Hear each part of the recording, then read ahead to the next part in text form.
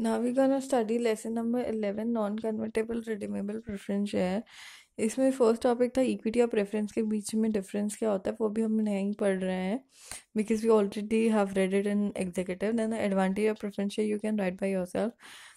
The main thing which I reading is कि preference shares किसको issue किए जाते हैं. नॉर्मली जो प्रेफरेंस शेयर्स है वो किसी इंस्टीट्यूशन को इशू किए जाते हैं, क्योंकि जो इंस्टीट्यूशन या बैंक होते हैं वो अपने आप को बॉदर नहीं करना चाहते with the fluctuating share prices.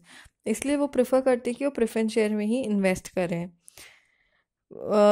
तो कंपनीज जो हैं वो उनको मनी चाहिए हो सकता है, पर वो लोन नहीं लेना चाहते हैं, तो वो उन्हीं इंस्टीट्यूशन या बैंक्स को प्रेफरेंस शेयर्स इशू कर देते हैं. उसके बदले उनको पैसे मिल जाते हैं. Section 87 gives preference share right to vote if not pay dividend for 2 years. अगर 2 साल तक कंपनी पे नहीं करेगी डिविडेंड तो प्रेफरेंस शेयर होल्डर्स जो हैं उनको राइट टू वोट मिल जाता है. Framework for issuance of SEBI issue and listing of non convertible redeemable preference share regulation 2013 was taken before corporate bonds and securitization advisory committee. Who can issue redeemable preference share? Private company can issue, public company can issue, and the bank can also issue the preference shares.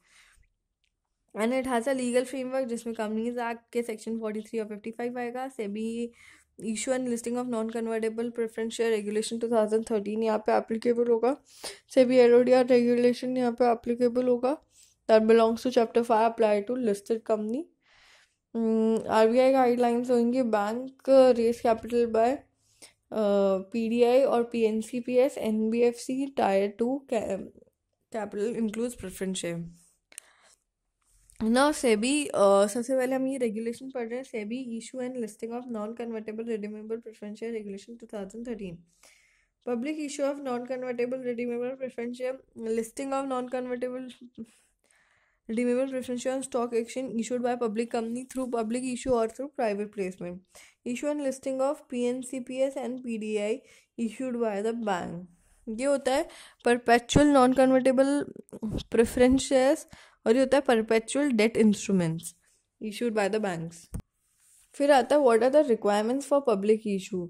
एक general condition आपको fulfil करनी पड़ती है अगर आप public issue कर रहे हो non convertible redeemable preference share का, कि जो भी इशूअर है, जो भी पब्लिक इशू कर रहा है इशूअर, अगर वो ड्राफ्ट ऑफर डॉक्यूमेंट फाइल करने के दिन ही शुड नॉट बी उसके प्रमोटर या डायरेक्टर जो है वो डीबार नहीं होने चाहिए from accessing the board. And security market जो है इशूअर का, that should not be a wilful defaulter for more than 6 months. मतलब ये ईश्वर विलफुल डिफॉल्टर नहीं होना चाहिए, उसके प्रमोटर और डायरेक्टर डीबार नहीं होने चाहिए. ईश्वर टू सेटिस्फाई फॉलोइंग कंडीशन. ईश्वर को ये कंडीशन सेटिस्फाई करनी पड़ेगी कि एप्लीकेशन देना पड़ेगा वन और मोर स्टॉक एक्सचेंज को. इन प्रिंसिपल अप्रूवल लेना है for listing of non convertible on recognise stock exchange. In principle approval लेना है.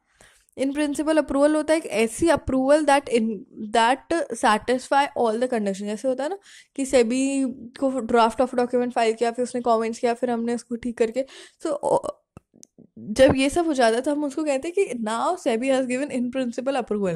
मतलब सारी गलतियां निकाल के नाउ इट्स इन प्रिंसिपल. ठीक है. फिर एक क्रेडिट रेटिंग लेनी from one credit rating agency. एक एंटर करना है अग्रीमेंट में डिपॉजिटरी के साथ, क्योंकि ये non convertible redeemable preference shares जो है वो डीमैट फॉर्म में इशू होंगे. Minimum tenure of non convertible not less then 3 years. 3 साल से कम के लिए इशू नहीं होंगे. Issuer has assign rating of not less then AA-. Issuer को AA- से कम की रेटिंग नहीं होनी चाहिए. इशूअर अपॉइंट वन और more merchant banker public issue of non convertible redeemable preference shares के इशू करने के लिए इशूअर जो है वो एक या उससे ज़्यादा मर्चेंट बैंकर को अपॉइंट करेगा. ऑफर डॉक्यूमेंट में क्या क्या डिस्क्लोजर्स होंगे? Material disclosure, minimum subscription, under writing arrangement, ये सब ऑफर डॉक्यूमेंट में डिस्क्लोजर होंगे. फिर फाइलिंग होगी ऑफर डॉक्यूमेंट की, और जो भी ड्राफ्ट ऑफर डॉक्यूमेंट होगा it will be made public in 7 days of filing with the stock exchange. फिर उसके बाद कमेंट्स आ जाएंगे ड्राफ्ट ऑफर डॉक्यूमेंट में. That comments will be taken by the merchant banker before filing offer document to the ROC. फिर आता है mode of disclosure of offer document.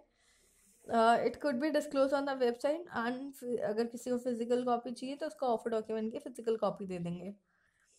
Advertisement for public issue. Public issue का advertisement अपन कर सकते हैं before issue opening date. Material particular in offer document, credit rating displays in advertisement. Advertisement में credit rating भी दिखा सकते हैं. फिर एक abridged prospectus and application forms जो होते हैं. अब्रिश प्रोस्पेक्टस जो हर एक एप्लीकेशन फॉर्म के साथ अटैच्ड होता है. तो lead merchant banker issue application form with a copy of abridged prospectus. फिर electronic issuance public issue through ASBA submit to SCSB.